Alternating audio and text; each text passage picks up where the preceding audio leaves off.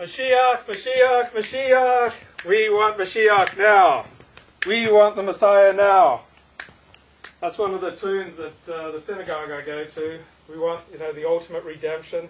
We want the Messiah to come now because this is such a flawed, painful, and broken world. And we're still waiting for these broken pieces of our lives and of this world to be fixed. So I belong to an Orthodox synagogue and believe that the Messiah will eventually come as one of the 13 foundational beliefs according to Judaism. And as Maimonides, the 13th century philosopher, says, even though he tarries, yet will we wait for him.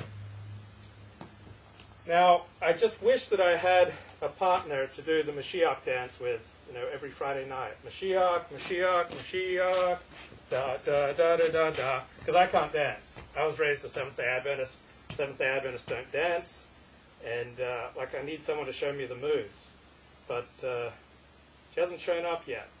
But I'm looking for someone who keeps the Sabbath, who keeps the Jewish dietary laws, keeps kosher. And it'd be nice if her parents liked me. And it would be nice if they even adored me and said, hey, we can stay with them until, she finishes high school. And I finished my book on Eroticized Rage. I'm just looking for someone to support me, while I finish my book on Eroticized Rage. And I have these props in my pants, and they're falling right down my pants. I should have worn a belt. Oy vey. But I'm grateful for the Orthodox Jewish community because they help out those who are less needy. And so they've been able to help out needy Jews such as myself get the psychological help that I so badly need and the antipsychotic medication. So Moses received the Torah at Mount Sinai, and I received my Thorazine at Cedar Sinai. So when God created the world, he chose the Jews to be the master race of humanity. But it quickly became apparent that this would have very cruel consequences for the less intelligent goyim of creation. So God gave the Jews a written Torah and an oral Torah to fence them in so that they wouldn't harm the gentle Gentiles. And so Jews such as myself who live within the Torah corral, fenced in by both the written Torah and the oral Torah, 3,000 years of Jewish tradition and Jewish laws. Now, we can never hurt you Gentiles. So just know that if you ever get really mad at the Jews, that I live within the Torah corral. Now, I can never hurt you. This play is taking place within the Torah corral. So everything that happens here tonight is safe, it's beneficial, it's therapeutic, it's divinely ordained. So you're safe. I just want to create safety because sometimes people get a little freaked out by the title Eroticized Rage. It sounds really unsafe.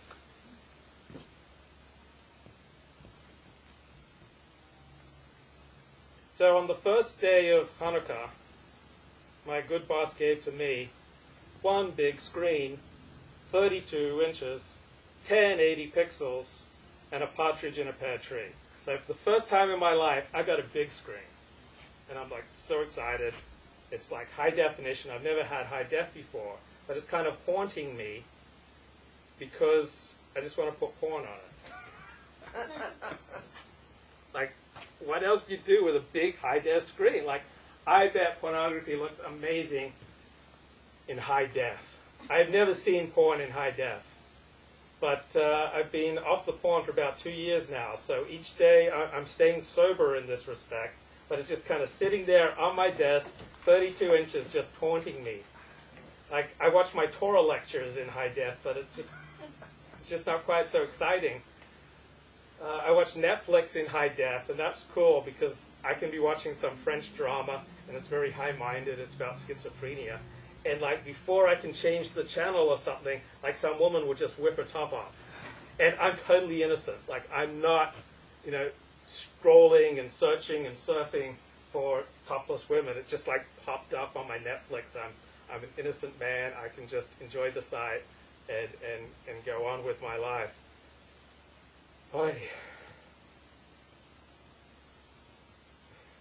I'm sure glad there are no really hot female rabbis because if I was watching my high def, Torah talks, it would be it would be really taunting because I'd be thinking like, when's she going to get naked? That's just what happens when you watch so much pornography. It morally desensitizes you.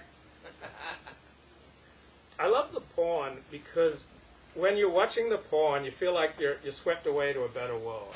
Like this world that we live in, it's so broken, and it's so painful, and life is so frustrating, and your dreams get dashed, and interpersonal relationships are so difficult. I mean, people are so complicated, and intimacy is so challenging that it's really nice to like just escape into the world of porn where everything is like a dream. And for me, it's like catching a wave. It's like you start watching the porn and like time can fly by and you're just catching that wave. I love to body surf, and the wave peaks and then it crashes, and if you're riding it just right, it'll just carry you along to shore and you just ricochet it along, and you're not in control. The wave's in control. And it feels the same way with pornography or with falling in love. It feels like a power greater than yourself has taken control of your life. I remember in 2006, I was in the San Fernando Valley on the set of Lesbian Swirlfest 7. And it was at the home of Cytherea, the goddess of gush. And this movie starred Olivia Saint and Karma, and I met this really nice girl on the set of Lesbian Swirlfest 7, and her name's Haley Rivers. And we had such a great conversation. I was writing a blog at the time on the porn industry, and I really hit it off with Haley enough that she left the industry a few months later. I started going out with Haley on a regular basis because she loved to read books. She really was a nice, sweet girl, and she got kind of chewed up by a few months in the pornography industry, but now she was out of it. And when I would get together with Haley, it was like catching that wave again. Like the sex was amazing, and she was such a sweet person, and she knew all these techniques and tricks, and it was just like mind-blowing sex, and I was just so hooked. But then a funny thing happened. The more I had sex with her, the more emotionally I fell for her. And then the more emotionally I fell for her, the more I loved her, the more her past in pornography bothered me. Like when we started out just having dinner and having sex, it didn't bother me. But now, however much I'd like to think of myself as like cool, I get emotionally involved when I have sex with someone. And as the weeks went by, like her past just started eating at me, and eventually I sought out a friend, and I described to him this one scene that she'd done.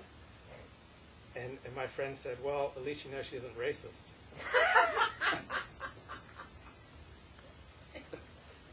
Haley had always told me, there's one thing you can never do. You can never remind me of one particular scene that she did. She did it with an agent, and he required all the girls that he represented to have sex with him. And he was like an old fat guy, and she just found it so icky that she said, never remind me of that, or I'll just burst into tears. And as the weeks went by that I was seeing Haley, and this was eating away at me, like the things she'd done on camera, and one day I blogged about it, like the scene that she did with the CD agent, and that was it. She just like cut me off, and there was no more riding the wave of Haley anymore.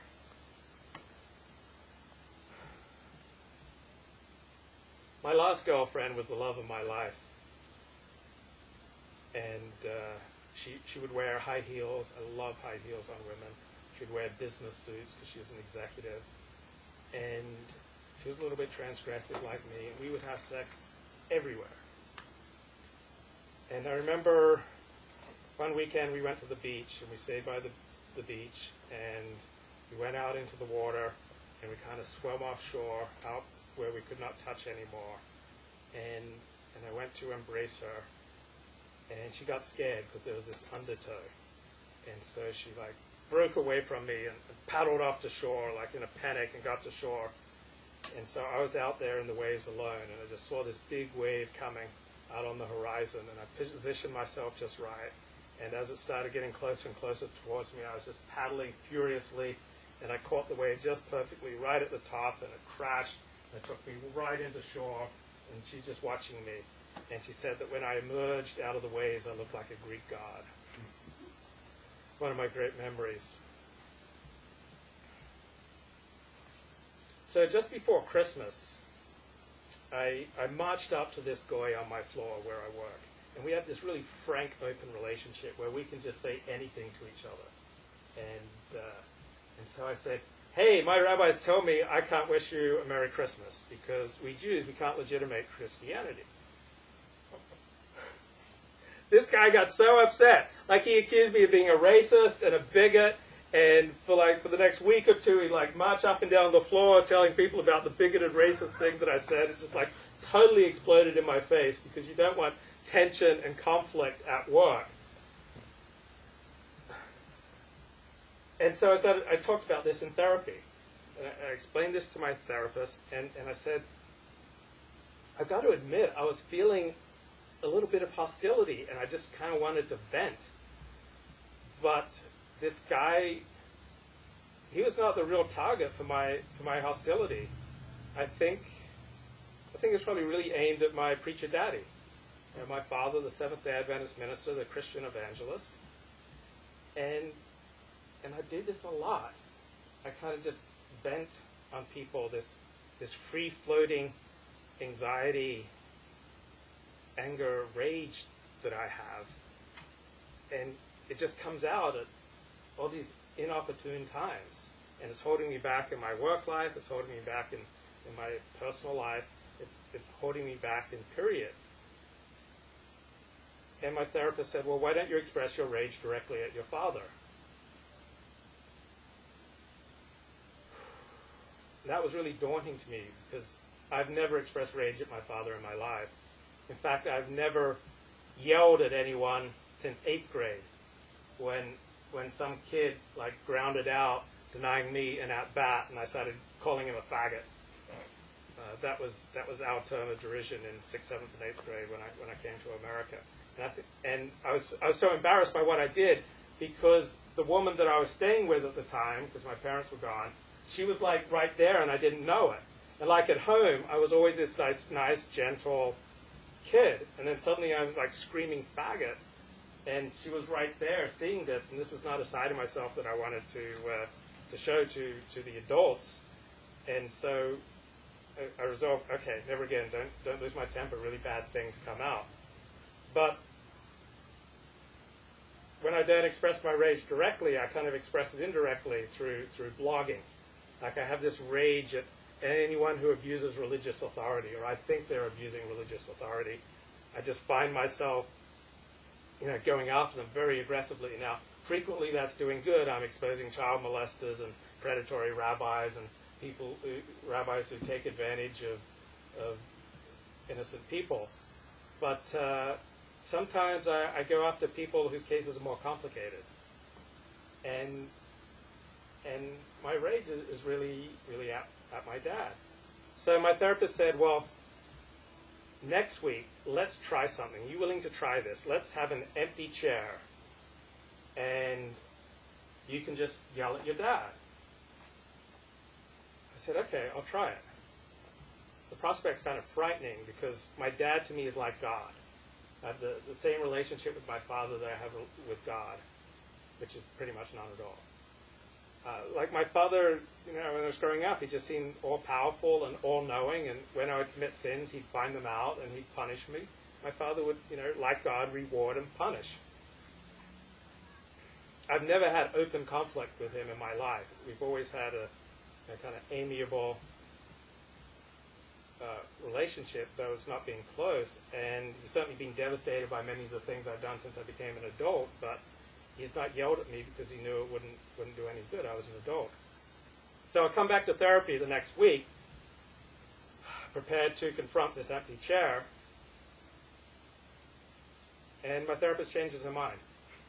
She says, tell me about all the ways that you want to emulate your father. Tell me about all the ways that you like your father. So I said, well, I admire that he's a scholar.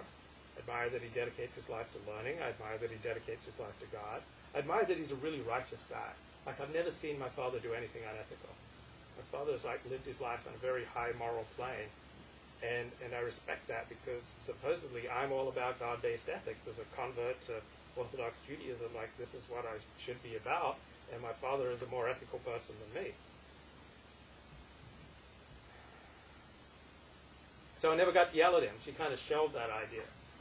So I've been thinking in the past few weeks, what would I yell at him about? And I'm not capable of yelling at him. And I just spent all day today watching videos of my father. There are like 100 videos of Desmond Ford on YouTube. And I'm watching this very eloquent, moving, charismatic, powerful preacher. When you believe that you're doing God's work, it gives you real power.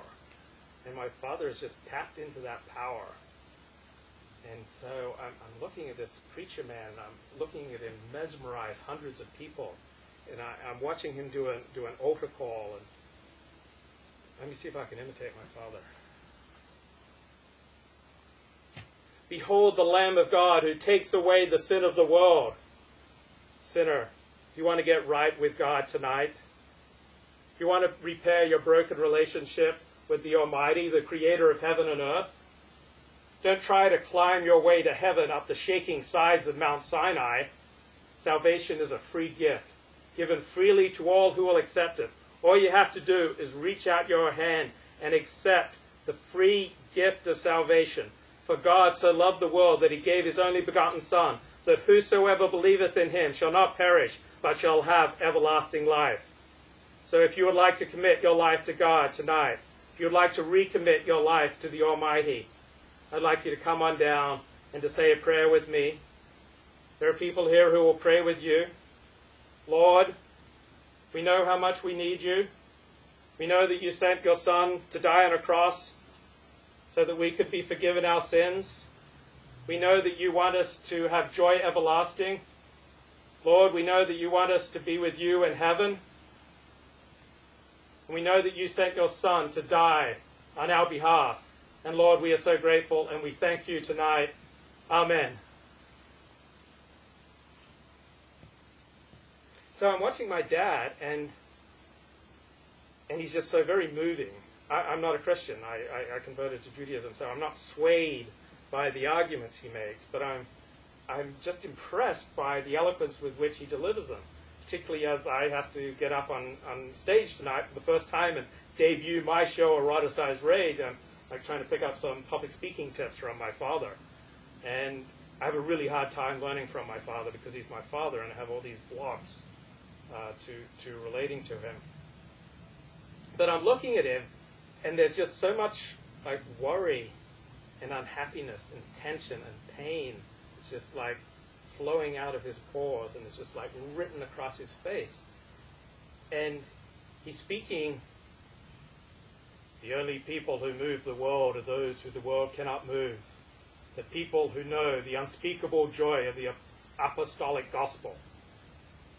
And I'm seeing this man speaking about, joy everlasting, true happiness, peace of mind, and I just see the worry and the tension and the fear and the resentment and the disappointment just like written across his face, and I'm thinking like, what do these people not get? There are like thousands of people who are absolutely mesmerized by my father's preaching, but I look at his preaching and I see this like very hurt, wounded man who's like filled with worry and concern.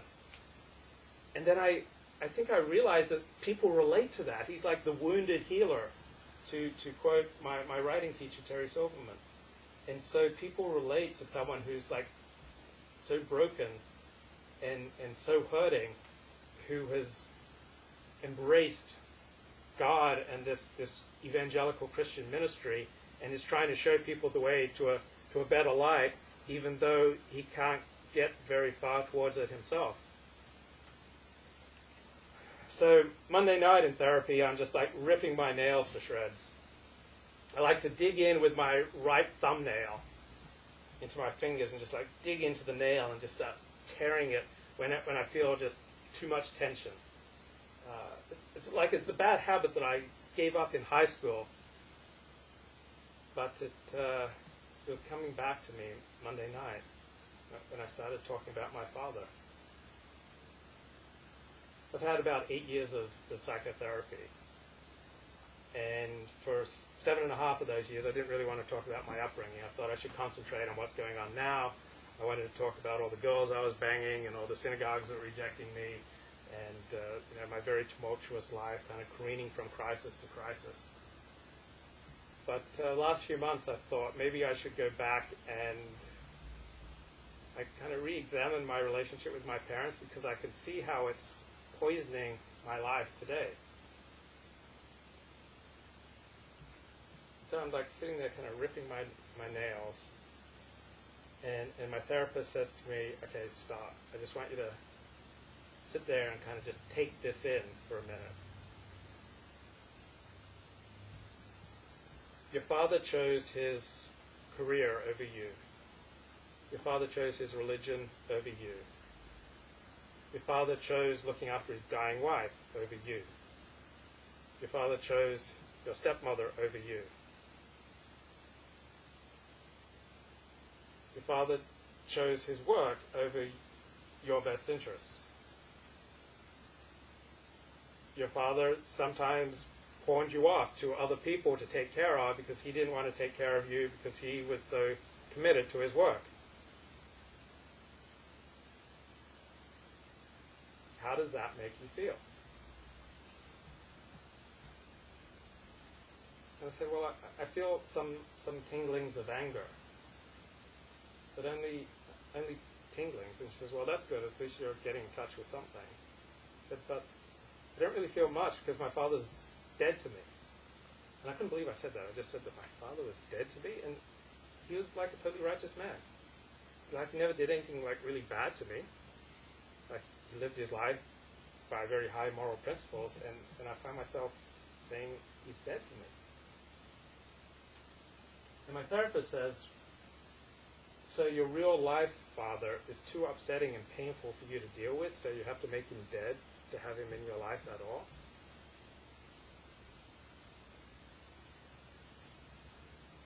And so, what would I feel if I was standing there in the cemetery watching my father's casket lowered into the ground? My father's 84 years old. He just turned 84 on Saturday.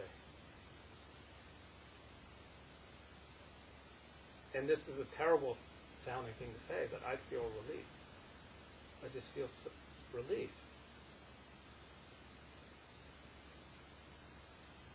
And then I start thinking about 2 friends of mine who died, and my first instinct upon hearing the news was relief. Now, they were good friends of mine, Kathy Syed and Mark Kramer, 2 writers. But they were very difficult, challenging people. And Kathy had this long illness. But they were important to me, but I felt relief when I found out they had died. And so I was trying to figure out, why would I feel relief when I hear that my father dies? And then I started thinking, well, I feel relief because I don't have to try to work on my relationship with him anymore. It's like the easy way out. It's like the coward's way out. It's like, oh, it's gone. I don't have to deal. And then I kept going deeper, and I realized I just don't want to look in that mirror anymore. Because my father is so much like me. He is so alike. And it's like I'm looking at so much of myself when I look at my father, and I just want to avoid that. I guess I kind of want to. It's not so much my father that I'm fleeing from. It's myself, or parts of myself that I haven't fully dealt with or reconciled.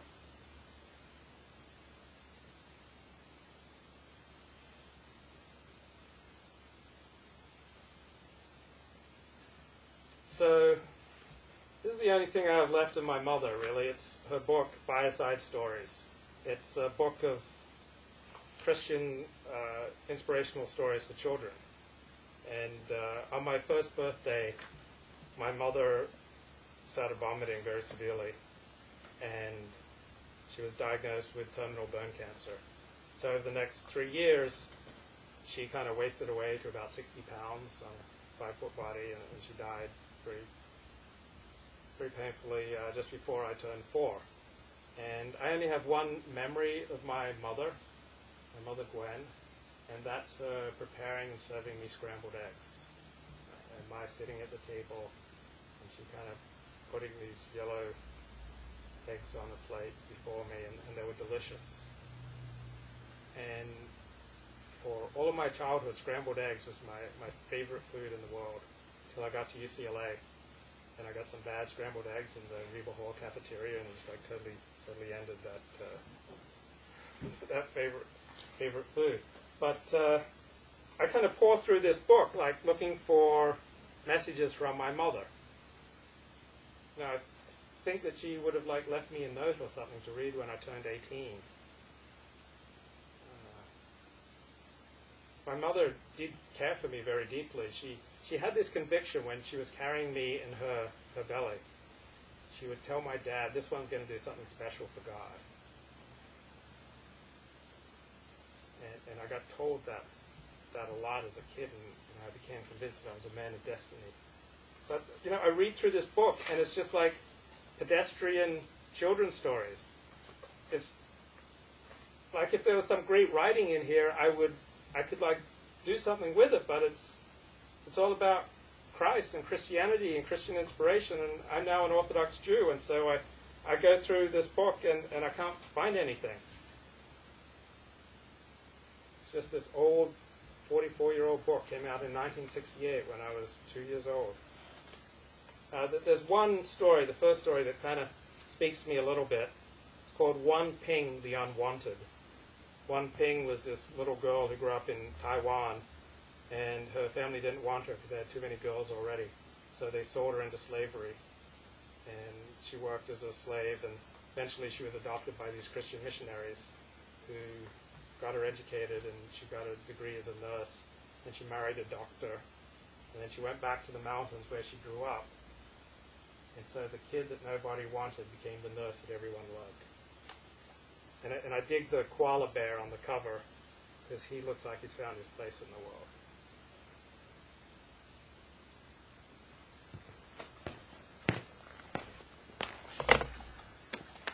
And the pause that refreshes.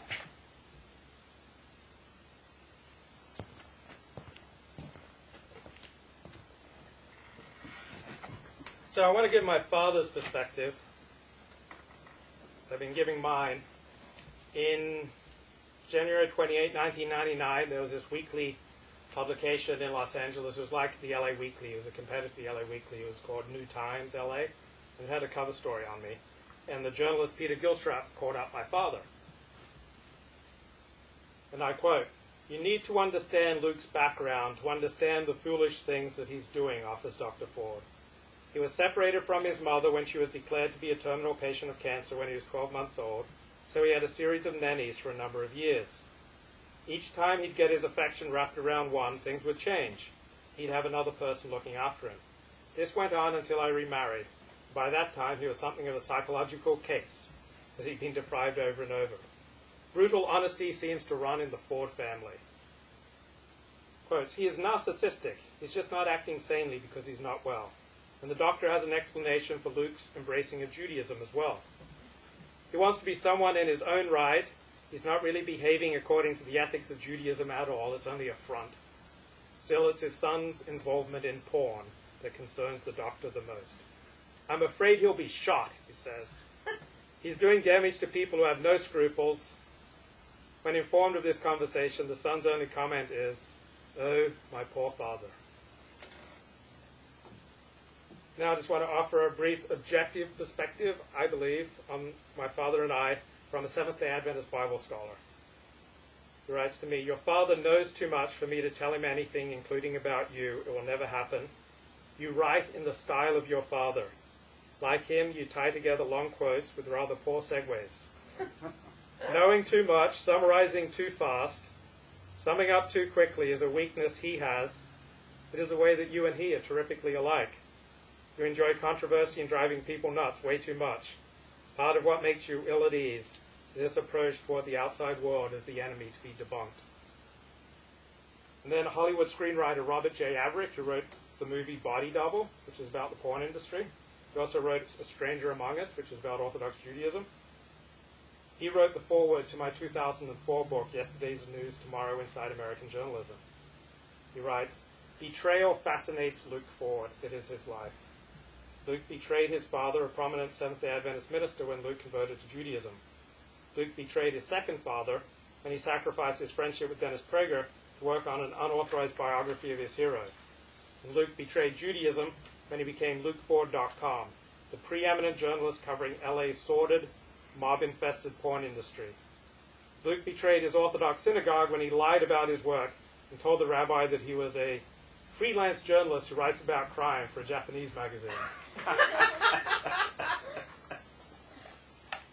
I did kind of write about crime a couple of times for a Japanese magazine, but it wasn't really my main thing.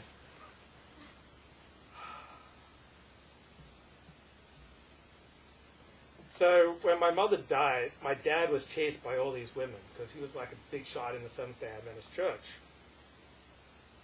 And some of these women would tell him, like, I had a vision that we were to get married. My father would say, well, if that was true, I would have had a vision too, and I haven't. But my mother, Gwen, had told my father that he should marry his secretary, Jill. And so the church also pressured my father to get married because it was a distraction to him to have all these women chasing him.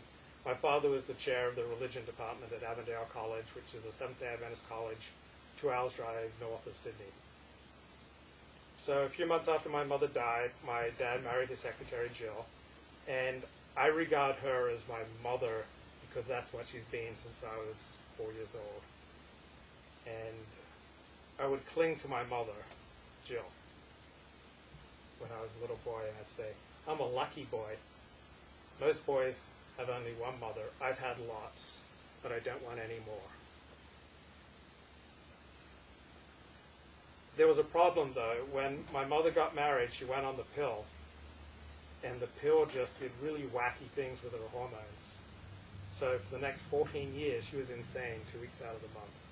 Like the 2 weeks before her period, she just had the worst premenstrual syndrome. She was like suicidal. You know, she was desperate. She was angry. She was depressed. She wouldn't come out of her room. Nobody knew what to do, and that began like a long journey to all these doctors and psychiatrists. My father had this very loving marriage in his first marriage, but then his wife died. But then married a very nice woman, second time, Jill, my stepmother, but the pill triggered something, and she was just insane 2 weeks of the month, and she would slap me, and I'd go flying, and my dad would try to protect me the best he could, but he was getting his second PhD, did the first one in rhetoric, this one was in New Testament studies, and my home was just a horror show for 14 years until my mother got the help that she needed, and so since I've been 18, my mother's been sane, meaning Jill, 4 weeks out of the month. You know, she's been great once she got hormone replacement therapy that just like really did the trick for her. But for the 14 years that I was growing up, it was just horrific.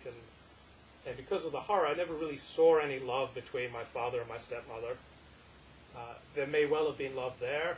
I'm not claiming that I'm the objective source of all wisdom.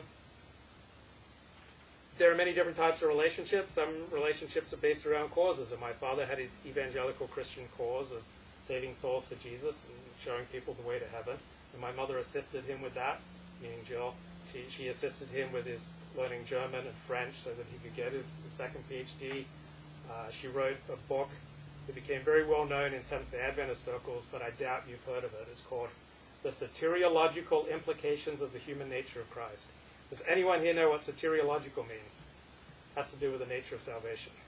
So it means, what does it mean for your salvation that Jesus Christ had a human nature? So she's a very smart woman. She's a great writer, but she was nuts 2 weeks out of the month. And so I grew up with all these different mothers, and I grew up with what is called the intermittent attachment to the mother. That means some days the mother is attuned to you. Like if you're upset, they notice you're upset. If you're happy, they notice you're happy. But other days she was just raging out of control, ignoring me or slapping me, or it was just horrific. So I never knew when I went to my mother, meaning the various mothers who looked after me in my first few years, and then my stepmother, I never knew whether I'd get a slap or a hug. And so people who grow up with this intermittent style of attaching, they regard the outside world as a scary place. And they tend to carry on this very same attachment style into their lives. And I've had that too. I've had that kind of fear of genuine bonding with another person. People who get this intermittent mothering, they tend to become either workaholics or addicts. And they're very anxious people because home was not a safe place. My father got this very same mothering style. My father's mother was a sex and love addict. She would drag my father and his brother around Australia as she chased various men, as she chased various romantic sexual highs. And my dad's father, he was emotionally unavailable. He wasn't capable of dealing with emotions. So it's so interesting that my father and I both had the same kind of parenting. Like my father's not really emotionally available because he was never taught how to deal with emotions, so he avoids emotions. And people who grow up with a father who's not emotionally available, they tend to feel worthless because the father is never able to bond with them because the father's not emotionally available. So I'm kind of like carrying on my father's life. Has anyone in here read the book Passionate Marriage or heard of the book Passionate Marriage? It's about something called differentiation. Differentiation means it's your ability to hold on to what's important to you while you try to stay in relationship with the people who are important to you. It's very easy to just pursue what you want and say, screw everyone else. And it's very easy to sacrifice what you want for the sake of staying in attachment to the people who are important to you. But true maturity is trying to stay in relationship to the people who are important to you while also staying true to what's important to you. And so what happens when the anxiety starts welling up, a person with a low level of differentiation will either split from the relationship, any type of relationship, they will get out of it, or they will surrender what's important to them. So levels of differentiation, which are really levels of emotional maturity, tend to run pretty much the same throughout families. So if you think you're so much more mature than your father or your sibling, you're probably deluded. You're all probably in the same boat. We can only have relationships with people who are on the same level of emotional maturity as we are. So if you're dating someone and you think, oh, she's an alcoholic, she's a horror show, she's this and she's that, and you're going around telling everyone about how horrible your girlfriend, now ex-girlfriend is, she's a mirror back to you. You can only spend time, intimate time with people who are on that same level of maturity. And the level of differentiation tends to stay pretty constant from generation to generation. So the things that I struggle with are very similar to the things my father struggles with, to very similar things to his father and his father. And it's very difficult to grow your level of differentiation. It takes very hard work, a lot of therapy, a lot of really hard work to be able to stay true to your values. Because like with my father, I just want to flee and do my own thing. Instead of like working on trying to relate to him or relate to anyone who I find troubling, I have this low level of emotional maturity. I just like cut and run. And so it makes for a very lonely life.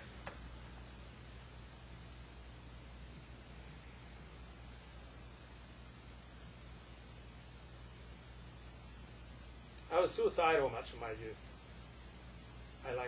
And I allowed myself to think about suicide because I thought it was the one thing that I could do that would cause my parents the most pain. And it's not like they were terrible parents. Like they totally did the best they could. They raised me with God and religion and a community. But I just had so much rage and anger, and they were the closest people to me. So I wanted to hurt them. And I thought if I kill myself, that would just be devastating to them. And it'd be devastating to my teacher who treated me badly. And it'd be devastating to those other kids. I remember Gavin Brown in second grade. He did not invite me to his birthday party. And I still remember that. I was so keen.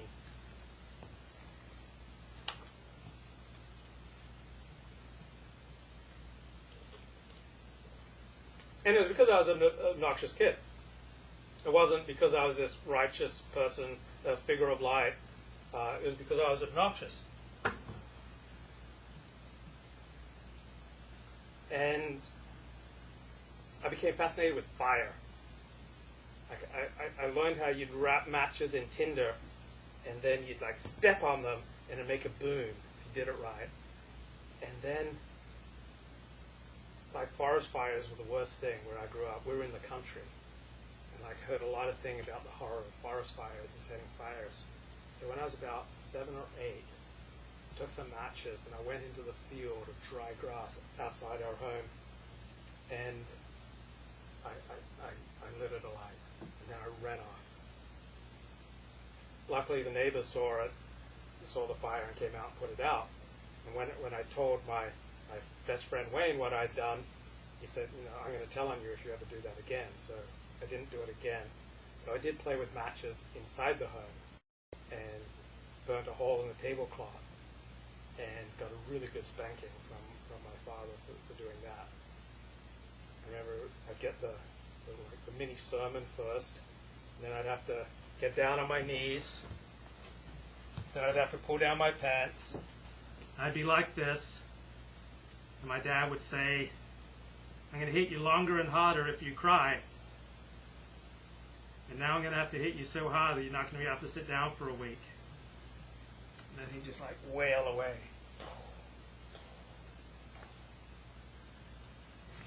Which I thoroughly deserved because I was a menace. I was playing with matches inside the house. I played with matches outside the house. And I only got a handful, maybe 4 spankings from my dad, but they're very indelibly etched in my mind. So, like, I understand people who light fires, and I understand people who like create computer viruses, because we want to make the outside world match the anger and rage and fire that we feel inside. And we want to feel powerful. Like when you light a fire, you're affecting lives. You could affect hundreds of lives. You're kind of deciding who will live, who will die. And it's like this sick rush of power and significance. You want to feel important. You feel insignificant. You feel horrible about yourself.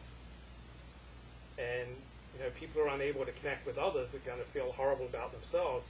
And so you just kind of lash out. And so I understand Palestinian suicide bombers. If I'd been brought up in the occupied territories, the Gaza Strip, I might well have become a Palestinian suicide bomber because they promise you that you'll be cool. You tie on bombs and blow yourself up. And so it's like, wow, I'll be cool, and I'll get virgins in heaven, and my family will be given like honor in the community. Like I'm really susceptible to cults. Like anyone who wants to like embrace me, take me in and say, yay, Luke, no, I'll give them everything.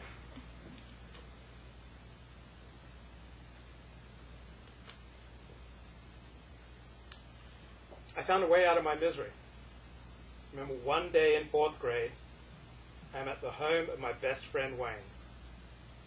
And he goes into the trailer of his oldest brother Brian and comes out with these girly magazines.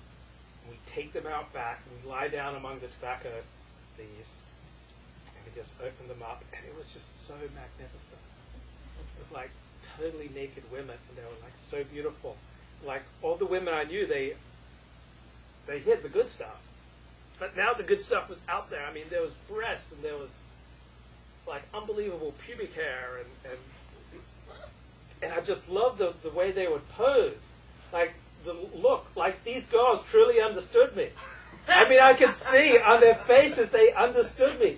They'd pout a little bit, or they'd wink, or they'd stick one finger like this, or they kind of lean over and make their breasts really big, or they just kind of lie back and look all passive, or they just like slide a finger in and they look really stirred up, or they'd be closing their eyes, imagining the ecstasy that they could have if I jumped on top of them right then.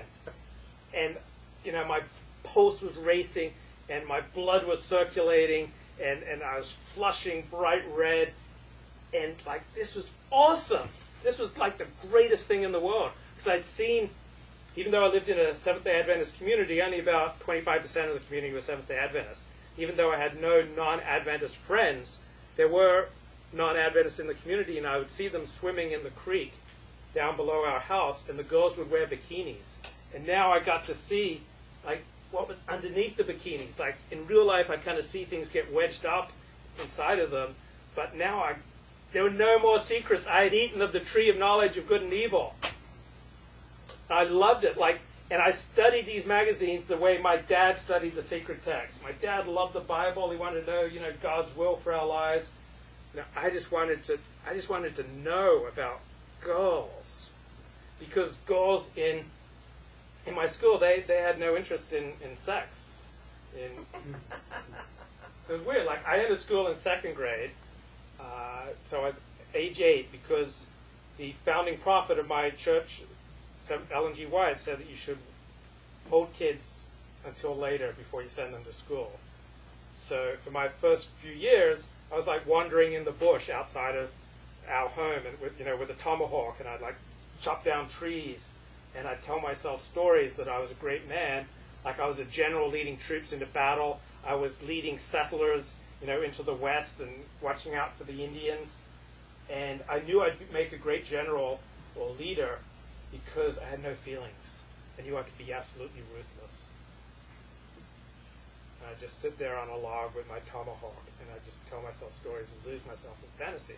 But around age 8 or 9, my fantasy started changing. It wasn't quite so political and military anymore. It started getting really sexual. But the girls weren't interested, so what to do? And many of my classmates started buggering each other. They'd go into the dunny, which is Australian for the outside toilet. Many Australians then had toilets outside, and sometimes snakes would live in there, and you'd sit on the dunny, and the snake would rise up and bite you on the ass. And so some of my friends would go into the dunnies, and they'd bugger each other. They'd also have sex with animals, because we're in a rural community. And there was this one popular guy who was a grade above me. And I remember we went out, I stole some money from my parents, and I bought lots of candy, and we went for a long walk, out into the bush, and no one was around. And I knew he was having sex. And I was really curious. And so he said he'd have sex with me. So we kind of went off the road into these bushes. And I said, well, you pull down your pants, and I'll penetrate you. And then I got chicken at the last moment. And then I said, well, let's swap. And then I pulled down my pants, and then I got chicken at the last moment. It's I just didn't quite cross over. I said, no animals. I'm really horny, but I'm not going to have sex with any animals. And I said, I'm not going to have any sex with any boys. No animals, no boys. I have very high standards.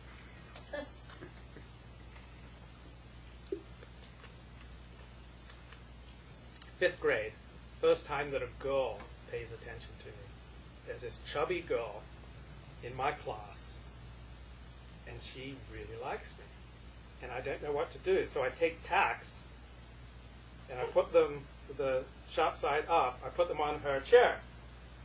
And she comes over and sits down and yelps, and there's blood, and she's in pain, and everyone knew what I did.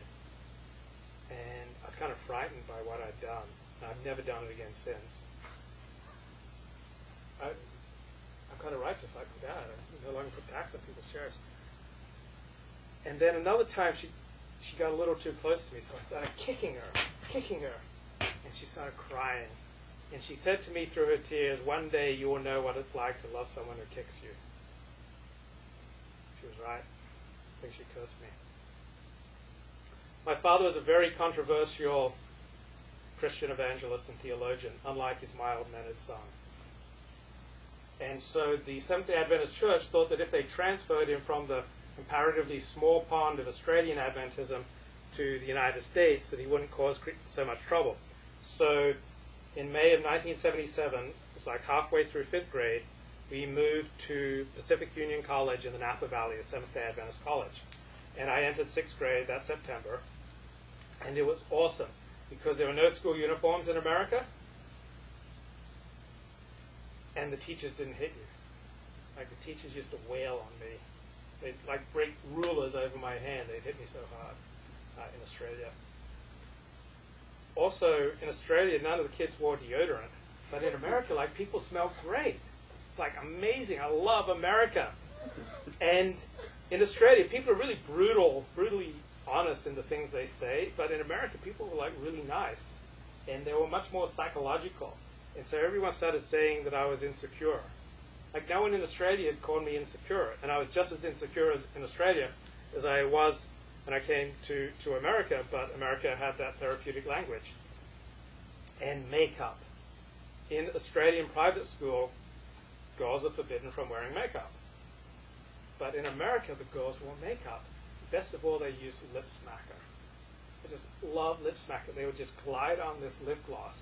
Came in strawberry, vanilla, just like these amazing flavors, and they just like swipe it across their lips, and their lips would become shiny, and they'd smell of fruit.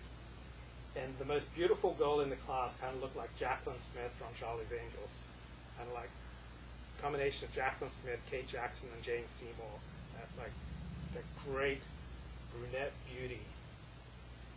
And I'm new in the school, and what's awesome about this is that my place in the social pecking order isn't set yet. They don't know I'm a loser. Because there's not Facebook, there's not the internet yet. So what do I mean by social pecking order? What do I mean by social status? It's, do people want to be around you? Like, do people come to your one-man place? So if no one wants to be around you, you might as well die. I mean, social isolation is like just another word for death. But if you walk into a room and people want to talk to you and be around you, that's the most amazing thing ever. So they don't know I'm a loser. And Cindy doesn't know I'm a loser. Kate Jackson Beauty. So early on in 6th grade, she walks by my desk and she drops a note. No one's ever dropped a note on my desk before. And my heart starts thumping, thumping, thumping. And this is the greatest moment of my life. This is the absolute high of my life, because the most beautiful girl has dropped a note on my desk, and the note says, "Will you go with me?"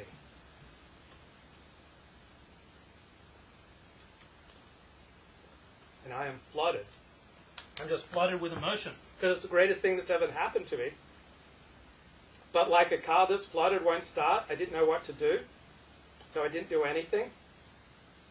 And then the next day I just started teasing her. Unmercifully, publicly, humiliating her. And I've got to understand why I did this, because like never again has the most beautiful girl in the class wanted to go with me. And I think it was because I just had no model for love. Like, my parents had this horror show due to my stepmother's illness and my dad's neglectful upbringing. And so I didn't know how to relate to people. Like, my dad was a martyr. Like, he deliberately martyred himself for the gospel of Jesus Christ. And that's what he gave everything for, and he kind of let everyone know that he gave everything for the gospel, and he was a martyr. And the whole ethos, the whole central story of Christianity is that God came to earth, took human form, and martyred himself on a cross to save humanity from sin. I remember one of the first films that I saw that I remember so distinctly is the 1966 Oscar winner, Man for All Seasons, which is about Sir Thomas More, who was like a martyr for his beliefs, that the king shouldn't get a divorce in England in the 16th century. So martyrdom seemed like at the very center of the religion I was raised in, and due to the neglectful upbringing that my father had, instead of losing himself in addiction and alcoholism like his brother, he lost himself in God, which was healthier. But I had no model for dealing with emotions. My father was couldn't relate to me emotionally, and my mother was like out of control emotionally, so that it was frightening. Like my dad was gone a lot of the time preaching, and so I was like the man of the house. And my stepmother would often say to me, "You've saved my bacon." Like on Friday nights, we kind of get into bed together. Nothing improper happened, but I just like kind of cling to her and get her to tell me stories about her life. And I mean, this carried on until I was 15. It was like emotional incest because my dad was gone. My dad was not capable of loving my mother because she was so troubled by her illness and because of his own upbringing. So my mother loved me and I loved her. But she told me too much. It was like too much for me to handle. On the one hand, I felt proud about being the man of the house. But on the other hand, she just had so much need. She was like this whirlpool of need that it frightened me. And my dad would tell me, well, all women are like that. All women get depressed before their periods. All women get violent before their periods. It's just how women are. You can't just like drill a hole in the watermelon to see if she's sweet. If I could just have one do-over in my life, it would be that note from Cindy Jackson. It's like I imagine,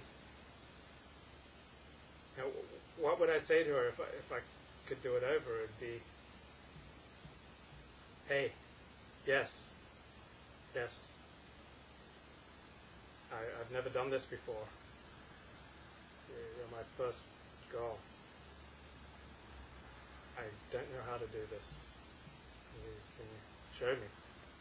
I really like you, and you'll know it was the most exciting thing that's happened to me my whole life. I adore you. But I'm kind of frightened by everything the intensity of all of this. I'm scared. Will you help me? Cindy left our community after 6th grade. I have no idea what she's doing now. I ask people on Facebook, I have no idea. I just love to know what she's doing now. So in the summer of 7th grade, I started hanging out at Pacific Union College pool, and with this kind of amiable blonde Jeannie. She's not the most beautiful girl in the class, but she's very nice. And we play these keep-away games. And so the boys against the girls, and we each have like a partner, and we kind of throw the ball back and forth and try to keep it from the other. And it's just all an excuse so that you can touch each other.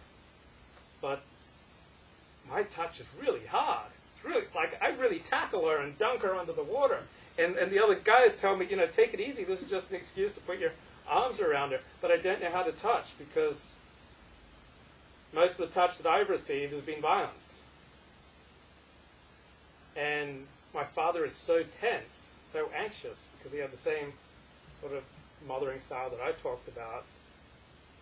So he has so much anxiety and tension, and when you're touched by someone who's tense, it's very unpleasant. So I was like relieved when I was about age 7. He said I was too old to kiss goodnight anymore.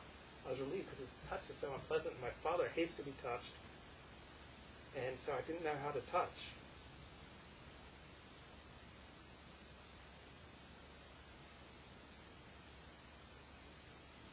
In 1980, my father is kicked out of the Seventh-day Adventist Church. It's a dispute over the heavenly sanctuary doctrine.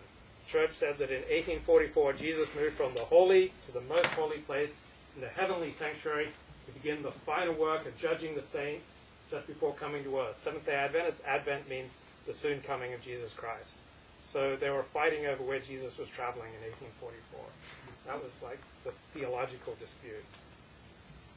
What it really was about, in my opinion, was nothing to do with theology, but my father, like myself, grew very increasingly frustrated with the relationship between himself and the church, and this was just how he lashed out, because of his level of differentiation, he could not stay in this frustrating relationship any longer. And so he wanted to say his piece and be free. And we were now out of the church, and until this point, everybody who'd been my friend had been a Seventh-day Adventist, and we're now out of the church, and we're kind of out in the cold world. We moved to Auburn, California, which is 45 minutes drive north of Sacramento. And my father gets a lot of press. He's like interviewed in Time magazine, the Los Angeles Times. And he tells people that we now belong to the mythical the Invisible Church of Jesus Christ. Now, this Invisible Church of Jesus Christ, this mythical church, does not have a big youth program. And so we just kind of have a little gathering of disaffected ex-Adventists. And one couple that comes there is looking after about 40 retarded girls. Retarded girls just love me. I don't know. There's something about like missing a chromosome that just girls with missing chromosomes or things that are retarded, they just adore me. But I was not interested in a relationship with a retarded girl. Summer of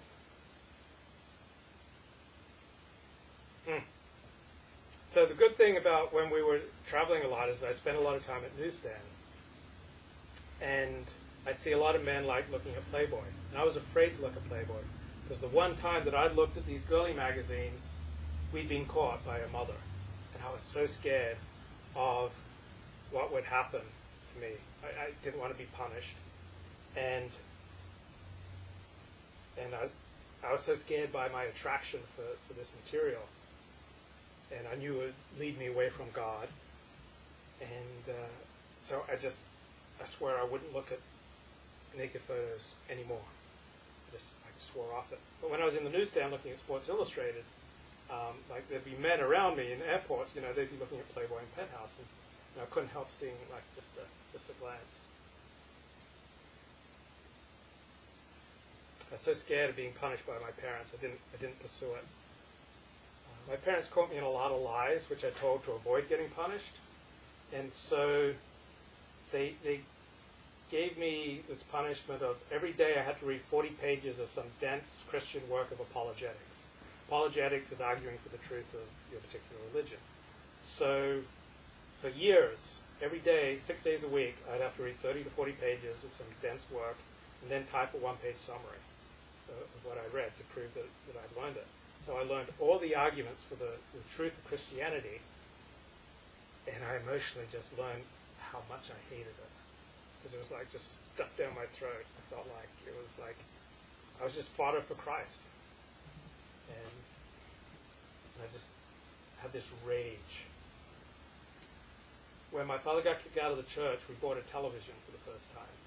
Even though my television watching was limited to about an hour a day, like I saw like really beautiful women on TV, just the women reading the news or on a sitcom or on a movie or the cheerleaders in football. And now that we were out of the church, out of the Seventh-day Adventist community, like television became like the ultimate real in my life. Like this was what I wanted. This was like the fantasy. These were like the breadcrumbs leading me to a better life where I could be with sexy women like I see on TV. Because when I see those women, all my pain disappears. Like all my problems and frustrations and anger, it just goes, and all I want is to be with sexy women.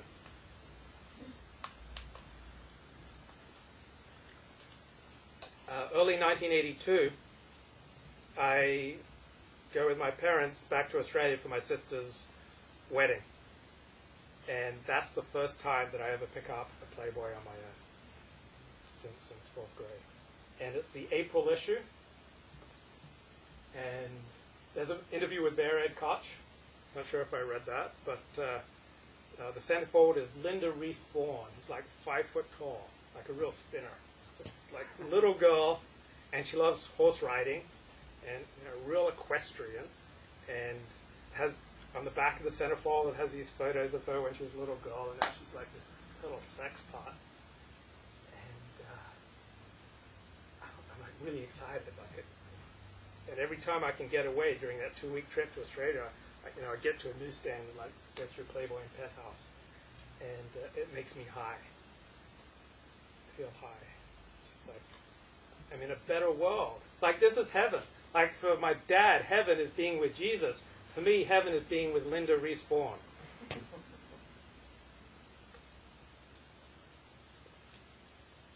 Summer of 1982, I go back to Pacific Union College, stay with friends, and it's the first time I fall in love with a girl who loves me back. And her name is Rainey. She was always a grade below me when I was at Pacific Union College Elementary School. from 6th through 8th grade, but I didn't really pay attention to her. But now I was working in the camp with the kids. I was like a summer camp counselor, and she worked in custodial. And she was just adorable. She wasn't theologically sophisticated, so all the things that were talked about in my home were of no interest to her. She kind of had this kind of rolling booty. She was like round. She wasn't fat, but she just had a lot of roundness to her. And I was like tall and skinny, and I just kind of felt absorbed in her attention, in her smile. She was just, she'd pull these chipmunk cheeks underwater when we were at the pool, and someday she let me put my arm around her, and I got to rub suntan lotion in her skin. And we never talked about a relationship or love or what we had, but we'd see each other every day at work, and then a couple of days a week she'd come to the pool and we'd hang out. And then came the sad day in August when my mother came to pick me up, and I never kissed her that first summer. I just said goodbye and had to go home. And even though it was 100 degrees out, it was like winter in my heart, and I'd write to Rainey.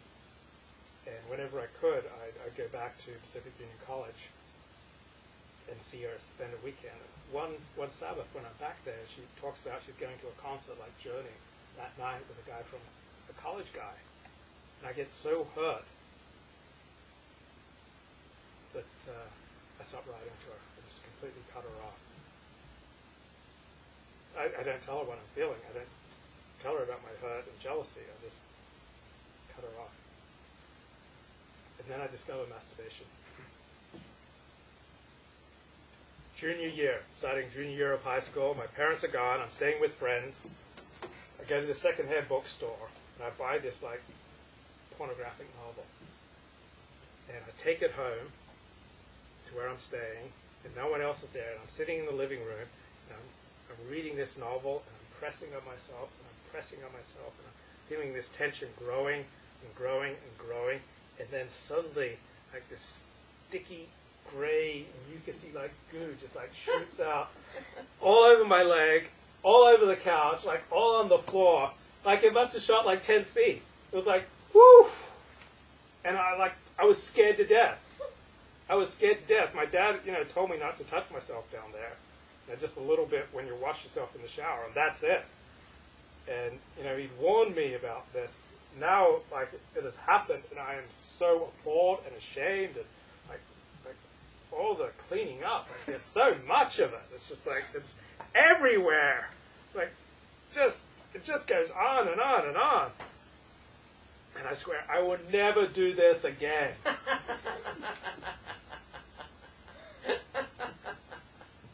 But the next day, I'm right back at it. And the problem is, I've never talked about it with anyone, and so I don't really know how to do it. So I don't know how I got this idea, but I'd heard if you rub two sticks together, you can create fire. So I'm just rubbing myself like this and rubbing the skin off. And I'm bleeding. It's just like I'm doing a lot of damage. It took me many weeks, till I learned a gentle stroke, alternating with the left hand and the right hand. But I'm really lucky to be here today.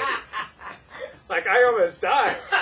So, please, kids, never try to set fire to your penis.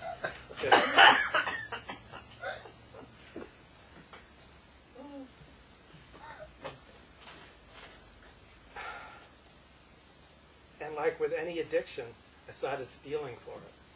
I would look in the mailboxes, my parents' mailbox, looking for Playboys. And one day, I found the December 1982 issue of Playboy. It was my first time with a Playboy of my own that I could keep. I looked around, no one was there.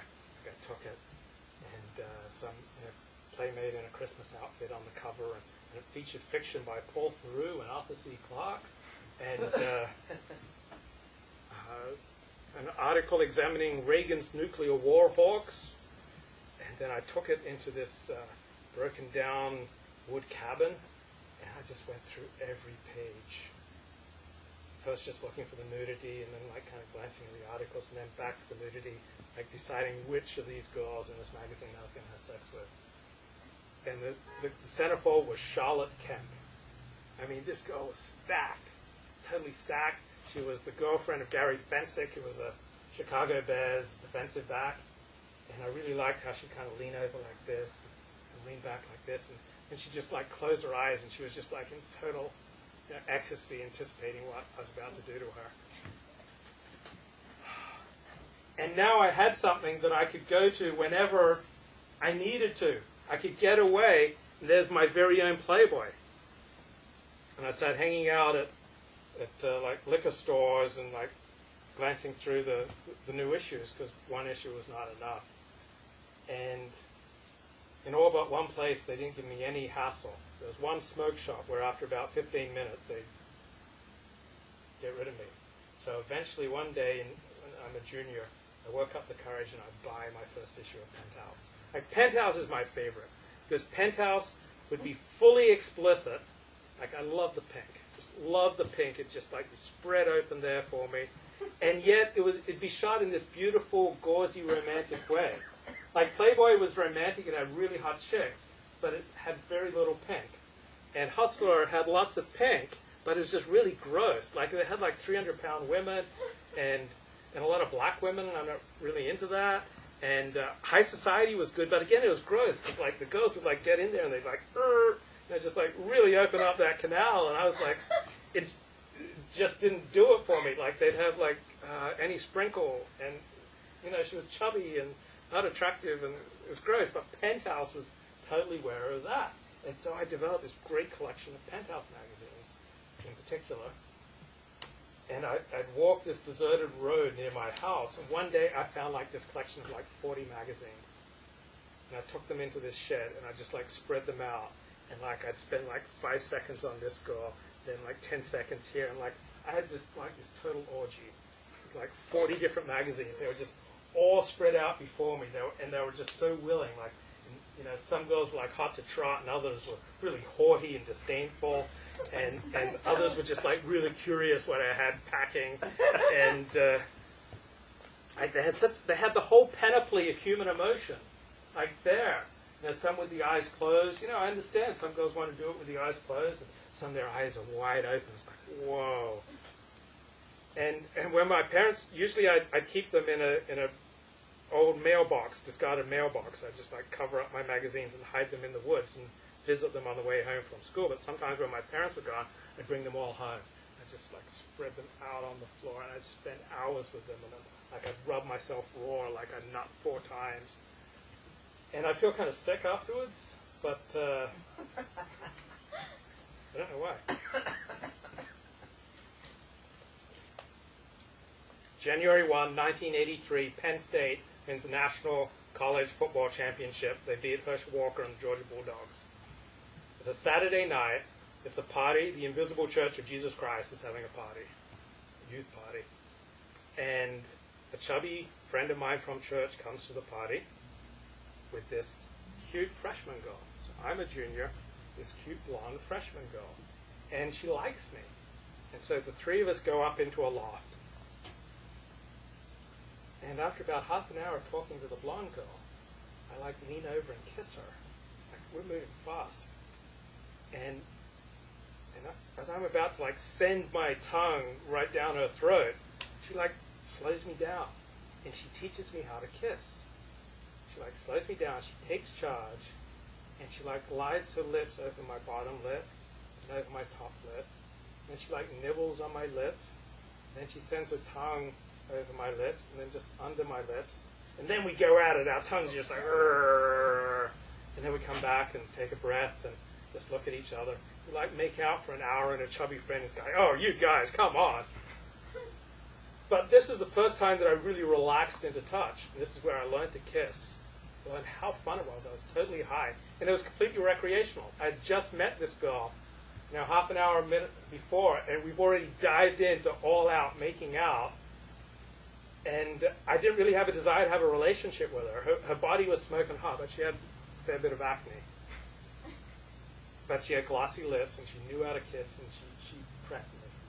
So next summer I go back. It's the summer of 1983, and Rainey has sent me one letter saying how hurt she is by my silence.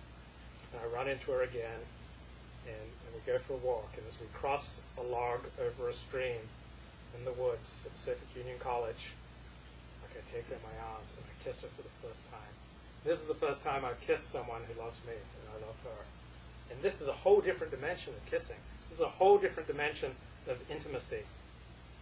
And it's awesome. So we just start taking regular walks, and we'll stop and we'll make out, and then we'll catch our breath and just kind of look at each other. But I have to admit, I still had this rage and resentment that she'd gone out to a Journey concert with a college guy.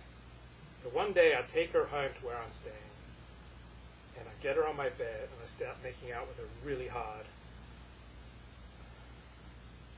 And I try to take her clothes off. She keeps saying, I'm not that kind of girl, I'm not that kind of girl. She won't let me. And then I don't talk to her anymore. Because I never told her how much hurt and jealousy I felt. I never explained to her, we never talked about why I stopped writing to her. I'd kind of taken out my anger on her by trying to rip her clothes off. And then when she wouldn't go along with it, I said, well, F you. I didn't say that out loud, but I just kind of dropped her. And she's never gotten married. And she still looks good. And she might have been all I needed. Because people with this intermittent style of attachment with their mother, they do tend to be womanizers. They do tend to be users of women and just going from woman to woman to woman. And that's what I was headed for. December 1983. I'm a senior in high school, and I ride the bus with Rochelle, who's this cute brunette sophomore. She's on the gymnastics team. We just kind of do this verbal gymnastics every morning in the bus. And one of our mutual friends sitting with us is Rob Stutzman, who goes on to be the political spokesman for Arnold Schwarzenegger during his campaign run. He's now a big political consultant. I'm the editor of my high school newspaper. Rob is the sports editor. And I really like Rochelle. So one Friday night, my family keeps the Sabbath, which goes from sundown Friday night to sundown Saturday night. Tell my parents I'm going to a Bible study. I go to my school, I check out a video camera, and I go along with the gymnastics team to a meet in Sacramento, and I videotape it because my school has 1 hour a day on the community access channel in Auburn, and I'm like the lead newscaster and sportscaster. I kind of like run the show. So I videotape Rochelle, and on the road back, after the meet, I kind of start getting things rowdy on the bus, and the coaches like me because I have an Australian accent, and I'm charming or something. They like me, and I try to see how much I can get away with, and then I kind of start moving down the bus looking for Rochelle. Then I get her, and I just start tickling her, just very lightly at first, and she protests. Then I get more aggressive, and then she runs away from me, and so I just run down the bus after her, tickling her, and everyone's laughing and whooping it up, and I think it's okay. And I feel this is awesome because I haven't had to ask her out on a date. I haven't had to expose myself emotionally. I just cut right to the chase. This is totally the way to deal with girls. Monday I get on the bus and Rob says she doesn't like you anymore.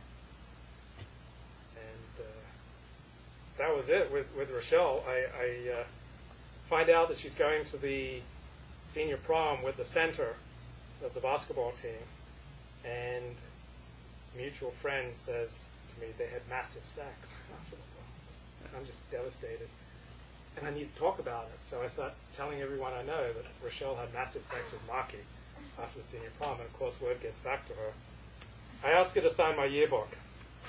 She writes, Luke, alias the rapist. I sure hope you had a fun year spreading rumors about me. So sorry I did not sink low enough to be the hill gal of the week. I guess I sort of ruined all your fun. I guess you're right. You didn't spread lies about me. Sure, I had massive sex with Marky. You're right. I was definitely the one that attacked you on the bus back from championships. I'll never forget how you made me a star on cable TV. All those great tapes you took and most likely edited yourself. I am really glad you had a fun time with that collection of yours. Love, your good, good friend, Rochelle. I take a year off after high school, go back to Australia, live with my brother who's an atheist. And in Christmas time, 1984, I'm making out with this really drunk girl in the bushes. And I think I'm finally going to lose my virginity. And then she leans away from me and says, I'm going to be sick. She starts vomiting and vomiting.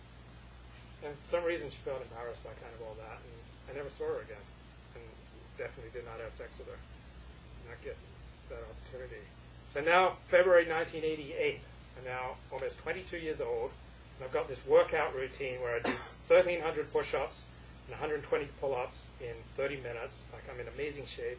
I've been accepted into UCLA. I think, finally I'm going to lose my virginity. I'm going to move away from home.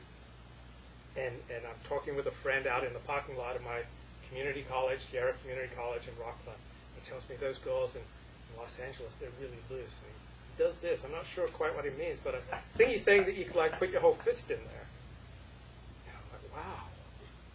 And LA is like the home of MTV. Like, all these music videos that I love are shot in LA, and the women just look amazing. So I'm so looking forward to university. And boom, like, life as I know it ends. I get sick with what seems like the flu, but it doesn't go away. And it lasts month after month, and I go to doctors and no one knows what's wrong. I kind of drag myself off to UCLA, hoping the change of environment will help me. And after about a year of this illness, I finally get the diagnosis of chronic fatigue syndrome. And I have to spend about 18 hours a day in bed. I'm only able to finish one class each quarter. I figure, well, if I'm going to spend all my time in bed, I might as well lose my virginity. And there's this really hot Korean girl. It's like totally full rack, like the D rack. And she's just tiny. She's like 5'2", and she's got a D rack, and she's athletic. And when she smiles, her eyes just disappear in slits. And she comes from Korea, so she's not like debauched like American girls. She's a Christian. And I know there's something magnificent about my upbringing, even though at this point I'm an atheistic communist, because I think that will get me laid. And I so want to have sex with her because she's a Christian, and I want to screw Christianity. She represents Christianity to me. She like represents the good things about my upbringing. I want to like get right up in there, but she's not interested. So I have to settle for this Chinese girl who's an atheist and who only has A-cup breasts, but she's willing. And she even reads this kind of pornographic novel that I'm working on, and she points out the parts that are anatomically not possible. I haven't had sex yet, but I'm writing all these detailed sex scenes kind of out of my imagination. And I write this scene about a girl having sex with a gear shift in a car, and she tells me it's not possible. So the week of Valentine's Day, 1989, we're getting closer and closer, and she comes in, and we're going to have sex. It's going to be my first time. But she doesn't know that, because I talk like I've had sex with lots of women. And even though I'm an atheist, I think I'm a really disciplined person and a really good person, and very rational, and my ethics comes from my reason. And so I slide on the condom, I get on top of her, and I try to stick it inside of her, and it doesn't work. It doesn't go in. It's like my life is so frustrating. I'm ill, I'm weak, I can't accomplish anything, and I can't even get my cock inside this girl who's willing. And so I go to my drawer and I get out Vaseline, and I smear it all over, my condom-clad member. And I know that the Vaseline can cause the condom to tear, and I know that that could expose me to STDs and to getting her pregnant. And I don't care because I'm so desperate to get inside of her. So like my reason and my ethics are like very, very weak. Still doesn't work. I still can't get it inside. she's like dry. Like the more I try, the drier, the more shriveled up she gets. So finally she says, like, you lie down. And then she gets on top of me, and she like kind of takes me with her hand and kind of guides me inside of her. It's like, yes! Yes, my penis is finally inside a woman. And I hug her and we laugh and we talk for like 20 minutes, and then she goes like this. And I guess she said, hurry up and finish. So I finish, and it's like magnificent. I have this orgasm inside of a woman. Condom didn't break. And I have a phobia about germs and stuff, so as soon as we finish, like I'm dashing out the door for the bathroom. And I need to wash off. And all these guys are outside, and they're all high-fiving me, because I guess they were listening to everything that was going on. So I have regular sex with this girl, and suddenly all these emotions come up. I'd always denied emotions, because I was like my dad. I was like, tried to be, without need, tried to be a martyr, tried not to have any emotions. But now all this, like, jealousy would come up when she, like, talks to other guys, or saw her dancing with her ex, and I got really jealous. And made me realize that my reason and my ethics was not enough, because I could not control, the waves of emotion that I had as I got into this sexual, romantic, passionate relationship with her. And I had the dread. I couldn't imagine going my whole life with her. She was just the best I could do at the time. And so I would like spread out the porn magazines just past the pillow. And so when I was having sex with her, I'd be looking at the magazines. No way!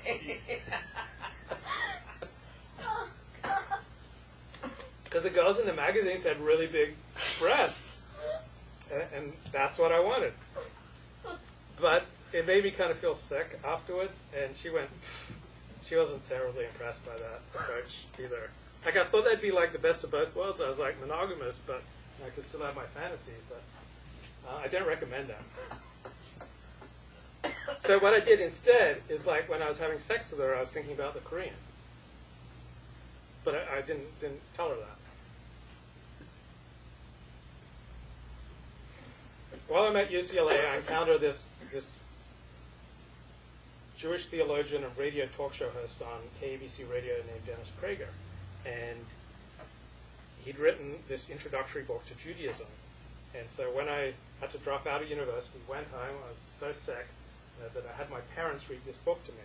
And I probably wanted to, like, stick the knife in, like, hey, read me this book on Judaism.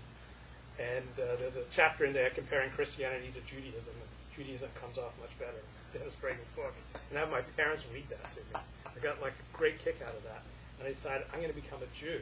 Not only that, I'm going to become more holy than Dennis Prager. Because Dennis Prager is a really moderate guy. He doesn't think pornography or premarital sex are the worst things in the world.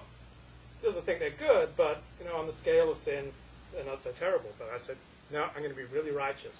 So now when my Chinese girlfriend comes up, I don't have sex with her. Like, we're just lying in bed, and she's on top of me, and we're grinding away.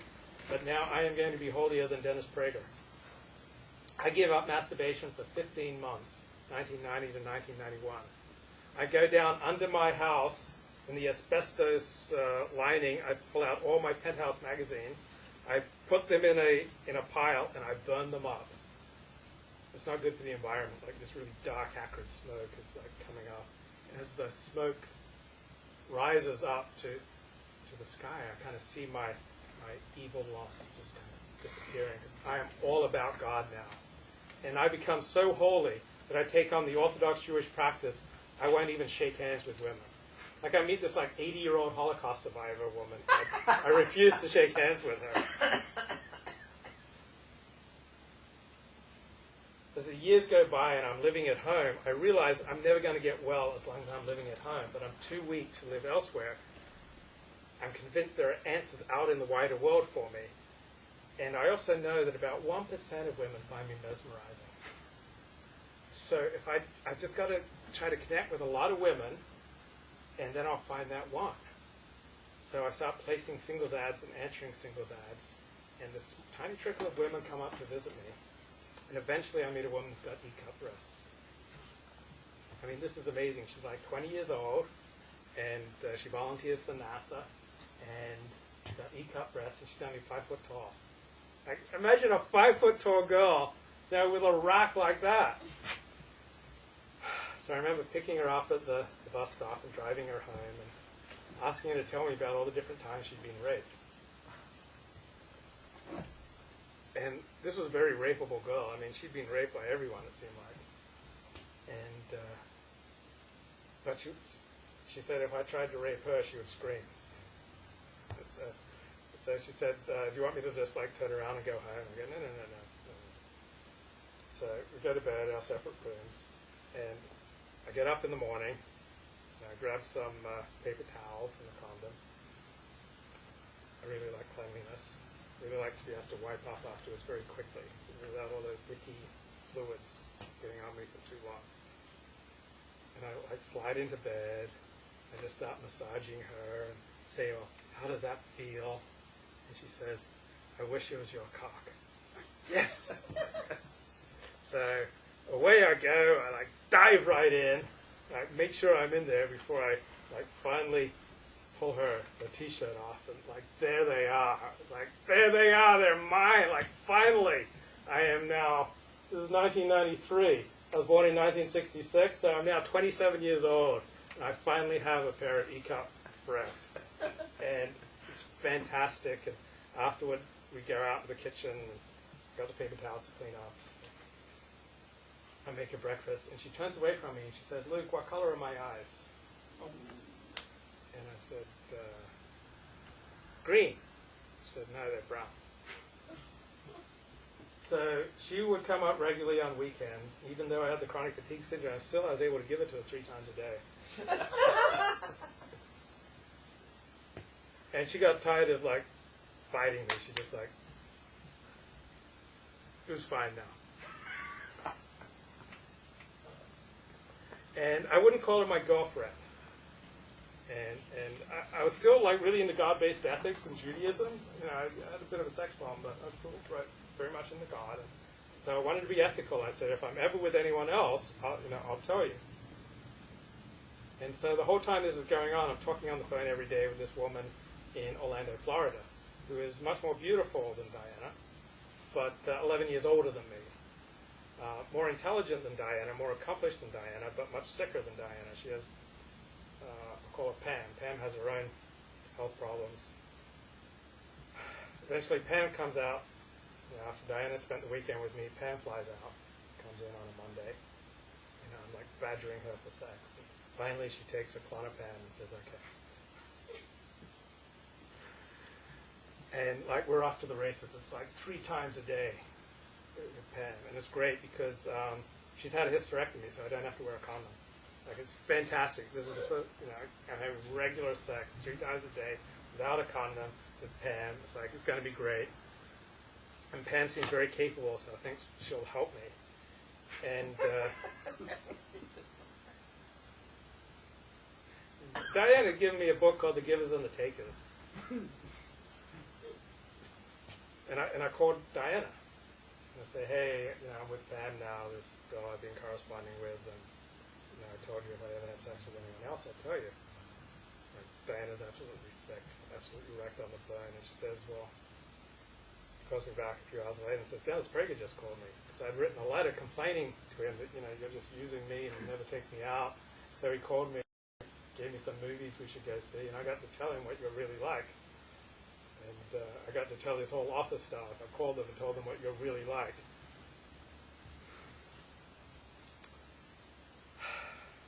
Pam gets like honeymoon disease, can't have sex anymore. Like totally sucks. Like, I even have to drive her to the hospital. And then a few days later, my dad catches us in the shower, and my parents are wrecked because they're traditional Christians, and sexual sins are the very worst sins. So they write me out of the will. They had set up this special will to take care of me because I was chronically ill and I wasn't having sex. And so I flee to Orlando with Pam, and the relationship just gets worse and worse and worse and worse. And finally she goes off and has sex with someone else just to get rid of me because I'm highly insecure, very jealous. like show up in shul on Shabbos at synagogue, and I'm just like crying. And this very eccentric, weird people kind of take me in, and I move in with them, and start pluking everything that moves. And I finally meet Dennis Prager, and he says, if you come to Los Angeles, I might have work for you. So I moved to Los Angeles. But he's able to pick up pretty quick, and his staff's able to pick up pretty quick. There's something like not right with me. Like, even though I'm all about God-based ethics and Judaism, something like a little off with me. And so I never get the job. But I do get the Korea. One day she comes over, and we've been exchanging a letter or two a year the past 5-6 years, much of it about God and religion and morality. She comes over, and we're sitting, I got a friend's apartment in Westwood all to myself, and we're sitting out in the sun on the 4th floor, 923 levering, and I start talking about sex, and she leans over and kisses me. I kiss her back, and I take her inside, and I undress, and finally those D-cup breasts of mine, and she mentioned she's a virgin, which makes it all the more exciting to me, and just like lay her out on the bed. It's like this wonderful buffet, ready for me to partake, and just so excited. She's not as hot she was 6 years ago when I first met her. So she's now 24 instead of 18. But she's still my fantasy girl. I've been like fantasizing about this girl for 6 years, and now she's finally mine. She's naked. I clamber on top of her, and it's the worst sex of my life. I have a hell of a time getting inside of her. It's just horrible. And we keep doing it over the next few days, and it doesn't get any better. And I'm just appalled because I've never had bad sex. And this is awful. And I take my satisfaction anyway, but I could see the look on her face. It's doing nothing for her. And so I tell her, look, you'll have other lovers. It will get better as you go along. So one day, the Chinese girl, the one who took my virginity, calls me up, and she says she found some potatoes on sale, and she bought me a bag. So she comes over with this bag of potatoes, and she's very amenable, very friendly, very open and welcoming, and I get her into bed. And I realized how good it was having sex with her. It was just so good. It was so easy and great, and she just like really brings me to a massive climax, and it was just wonderful. We're lying back on the bed afterwards, and she says, how many women have you been with since me? And I say, 10. And she says, they taught you well, because you used to be really awkward. And I say, how many guys have you been with since me? And she says, 1. So now I'm off to the races. I'm in Los Angeles. I'm like jumping on everything that moves. I'm placing singles ads. I meet this girl who says she looks like, it was a big actress from 15 years ago, but with small breasts. She looks like this actress, but with bigger breasts. No, Julia Roberts? Julia Roberts. She says she looks like Julia Roberts, but with bigger breasts. She's a movie editor. So she picks me up, takes me to sushi, we talk. First night out, we go for a drive out to Malibu. It's night. We walk out onto the rocks beside the ocean, and we start making out. She's stacked. And she says, okay, nothing below the waist. So off goes the shirt. Like these magnificent breasts. And I'm just like sitting there on the rocks, suckling on her breasts. And she's just kind of cradling my head. And it's just like the most beautiful thing in the world. And so for the second date, she takes me to the Holocaust Park. She's not Jewish, but she knows I'm into Judaism and God. So Pan Pacific Park, there's like this special Holocaust bit, and I try to have sex with her up against the Holocaust signs. Like, what better way to say Am Yisrael Chai, the people Israel live. I wanted to give it to Hitler right there. With this beautiful movie editor with looks like Julia Roberts, but with bigger breasts. But she thinks that's inappropriate. So we go back to my place, and for the first time, she takes off all her clothes. I got this beautiful young woman, spread out before me on the floor, and I get on top of her, and I just got lost in there. I just got lost. Like no, I'm not Ron Jeremy. And it was like this beautiful girl that I was just dying to have, and I just couldn't get any friction, and I was just lost. Like I was lost in this Grand Canyon. I'd never experienced anything like it. It was just totally bewildering to me. And like I started shriveling up, and I managed to eke out a nut, and I know it's done nothing for her. So I used my hands to get her off, and like she's really loving and grateful and like really sweet. And she drives off. And a couple of days later, she sends me this letter about how much our time together is meaning to her and how much she adores me.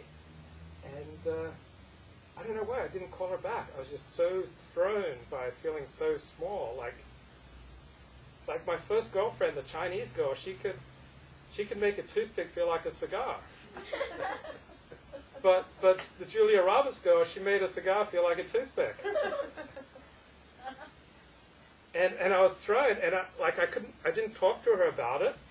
I just started flicking other women that I met. Met a woman through a singles ad, and she flew me to New York. She was like an heiress. I didn't have any money, so I stayed with her for 3 weeks on the Upper West Side, like 77th and Broadway. She gave me spending money every day. And she took me to shows and took me to movies and took me around New York. But on the first day, she was very bossy. So I decided this is not the woman for me. And again, she's a little older. She's like 6 years older, so this is not going to last a long time. And so she's too bossy, and even though we're having sex every night, and I figure, hey, I'm in New York, let me play some singles ads.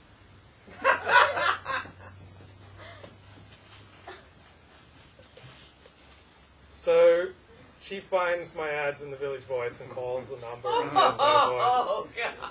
Oh boy, do we have some explaining. There's a lot of tension the last few days of my, because I'm stuck there for 3 weeks, and there's some tension the last few days. And our final night together, we decided to kind of try to dissipate the tension by renting a movie. So we go to the video store, and she rents Sleepless in Seattle, and she says, I can rent something, so I rent I Like to Watch, which is this great porn film.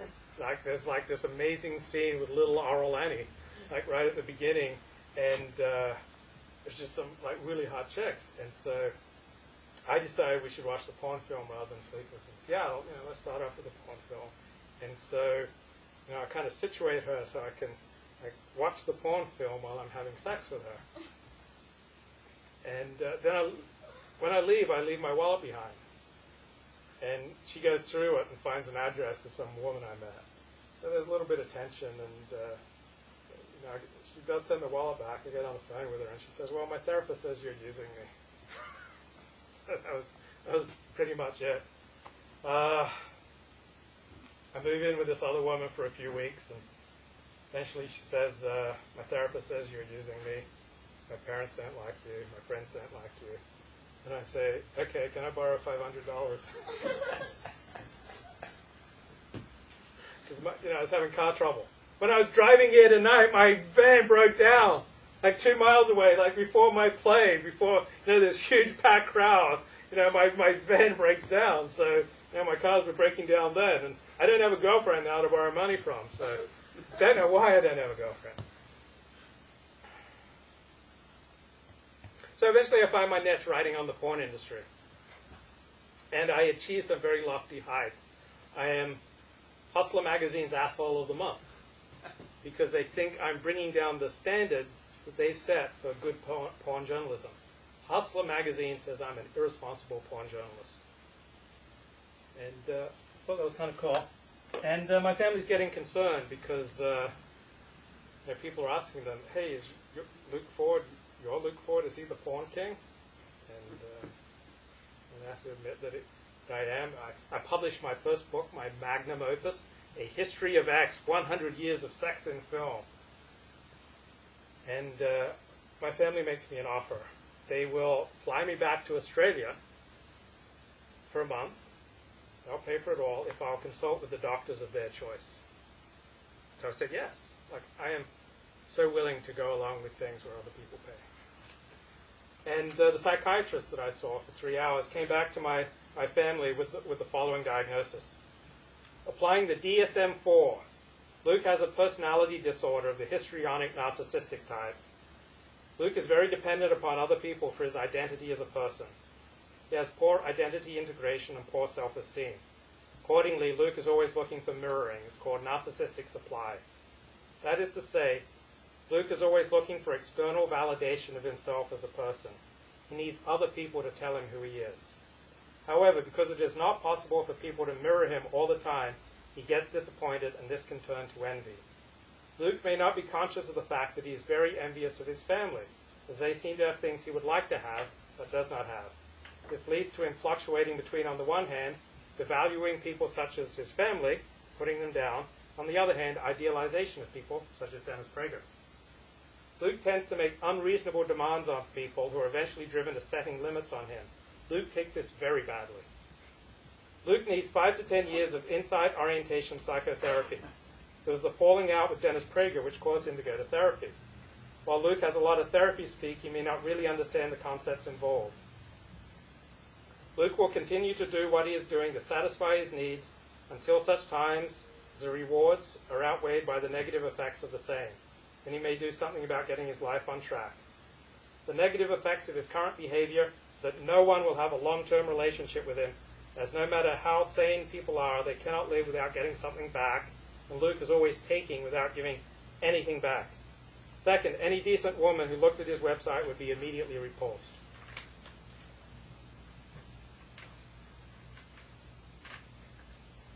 Luke is capable of being exploitive. His rules are situational, and he justifies things. Luke has no sense of self, therefore he's very changeable in different circumstances.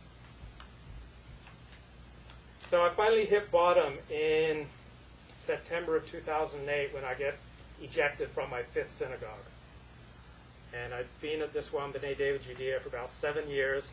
The rabbi had really put his neck on the line, helped me try to get my life sorted out. I quit writing on the porn industry. I was making progress to finish my formal Orthodox conversion after getting kicked out of many different Orthodox conversion programs. But my rabbi could not abide the needless cruelty on my website, even though I wasn't writing about porn anymore. My rage would just come out, and I'd just go after people. And he gave me a choice. He said, you can either find a new synagogue, or I'll be your editor of your website. I'll determine what goes on it. You have to close down your present website, start a new one, and I or someone I appoint will be the editor of it. So I'm devastated by this, because whenever I'm ejected from a synagogue, or I get fired from a job, or I lose a relationship, it always feels the same. It's just like this overwhelming loss. For some reason, it just triggers the trauma of those first few years where I kept getting shipped from family to family to family. So my dad couldn't look after me and his dying wife, so I had to get shipped out.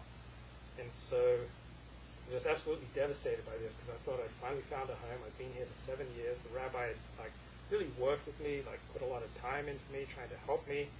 Stuck his neck out for me. All the other rabbis in the community told him, you should just eject him. He's no good. So I go to therapy. Go back to therapy. And about 2.5 years in, I'm telling my therapist about my sexual fantasies. I really love those stories about naughty teachers. I love that. That to me is the greatest fantasy. I never got to have sex with any of my teachers. And I think that would just be amazing. I particularly love it when, a teacher will have sex with, a 12-year-old boy. Because, when I was 12, there's nothing I would have rather had than sex with my teacher. And so I list off these fantasies, and my therapist says, that sounds like eroticized rage. And as soon as I heard the term, before he even explained it, I knew it applied to me. I knew I had all this anger underneath my sexuality. He said that eroticized rage, usually a reaction to the mother figure, that take a boy who has to become the man of the house because his father's gone much of the time. The mother will turn to him because the father's gone, kind of give him more than he can handle, tell him more things than he can handle. Women become frightening to him, and he becomes enraged. and I saw how I had this like mile-wide hatred of women that was just like poisoning my whole life. And it would even come into like ordinary everyday interactions. I wasn't going out raping women. I was using them, but I wasn't raping them. But like my sense of humor is just so cruel. The jokes I would tell were just so cruel. And I saw that it was poisoning all of my life. And so I went home, Googled the term eroticized rage, and I saw that it was a symptom of sex addiction. And I thought, I need to get some help. So I started 12-stepping for sex addiction. There are about 8 different 12-step groups for sex addiction. And I found one where they don't impose any limits on you. Like many of them say, this is a commitment to no masturbation, no pornography, no premarital sex. Others are, we want you to do this work and set your own boundaries for the behavior you no longer want to do. So I quit the porn, and after I was in the program for about 15 months, I was asked to speak one day. I thought, wow, if I'm being asked to speak about recovering from sex addiction, I better really up my game. And so I decided I'm going to give up masturbation. So since June 10th of 2012, I've been free of masturbation, not that I'm counting. And I remember sitting in Starbucks one day with the book from my program, and I'm working the 4th step. And the 4th step means taking a complete and thorough moral inventory. And there's a sentence in there that says, we addicts have used everybody and everything in our lives to try to meet our addictive emotional needs. Whoa. It's just like, it's like a punch to the face. I said, yeah, there's something to that. There's really something to do that. So I started making a list, as the 4th step requires, of a resentment list. Everybody I had resentment against. Starting with my father and my mother, and the synagogues that had kicked me out, and the rabbis that had shunned me, and people who had humiliated me, and the women who manipulated me or let me down or wouldn't let me have sex with them. And I had this long resentment list. And then in the next column you write out what did they do that causes me to resent them. So I wrote out what they did. And then there's another column, what part of my life did it affect? Did it affect my self-esteem, my social standing, my pocketbook? Where are the threats to my life that caused my resentment? Next column is what role did I play? And in some of the instances I didn't play any role, but in a lot of the instances I played a big role. I stepped on other people's toes trying to get what I wanted. I'd used and exploited people. And then where it wasn't my fault, I had to learn to just give that up to God, that other people were acting out of their own spiritual sickness, just as I've been acting out of my own sickness for years, using and abusing people. And just as I want people to be understanding and compassionate towards me, I need to extend that same understanding and compassion towards others. And I was able to let go of most of my resentment, but some of the resentment, such as towards my father, towards my mother, stuff that I'm still battling with, it didn't go away. And so then the program says you have to pray for the person. You have to pray that they get all the things that you want for your life. So I want inner peace, so I pray for my father to find some inner peace. I want to have meaningful connections with other people. I want my father to bond with other people. I want to learn to notice what I'm feeling and to be able to express it, to be able to seek support and to connect with other people. And so I start praying every day for my father that he experiences the same connection that I'm seeking. And I'm finding that little by little I'm starting to let go of more and more of my resentments so that I'm no longer going around through my life stepping on toes. Instead, I'm going through my life asking myself these days 2 main questions. Like, how free from my addictions do I want to be? And how real do I want God to be in my life? Thank you.